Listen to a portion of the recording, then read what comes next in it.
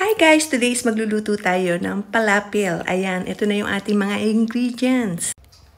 So, ayan yung ating chickpeas. Pinalambutan ko na, nilagyan ko ng harina, ng persil, and then ng eggs. Ayan, so atin nang haluin. Ayan yung ating chickpeas. Ayan, so makikita nyo malambot na. Ayan ang ating harina. And then ng ating eggs. So, atin nang halu-haluin para ma-mix ng husto ang ating mga mixture o mga sangkap.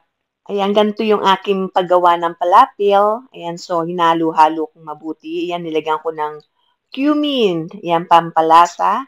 And then, lalagyan din natin ng salt. Ayan. Ayan, depende sa panlasa nyo. Ako is, iyan lang ang nilagay kong salt.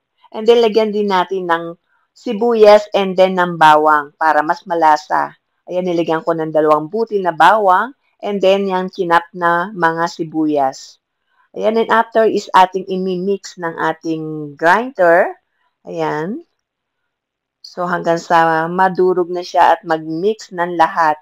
And then, ayan na yung ating mixture. So, siguraduhin lang natin mahalong lahat para talagang lumasa ang ating palapil. Ayan, ganito yung magandang texture ng palapil para hindi siya magbuhaghag kapag pinirito. Ayan, makikita nyo, smooth ang kanyang pagkakahalo. Okay, ayan, ready na nating iprito.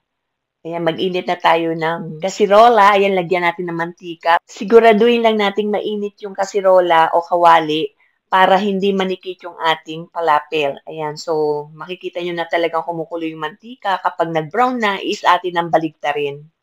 So, ito yung ating unang naluto. Ayan, makikita nyo maganda yung ating pagkakaluto. Ayan, nagsalang ulit ako ng panibago para sa next batch. Ayan, so tuloy-tuloy lang yung ating pagsalang hanggang sa makaluto tayo ng marami. Ayan na, ready na yung ating palapil. Bon appetit! Yummy! Ayan, tikman natin. Ang sarap. Yummy pilapil.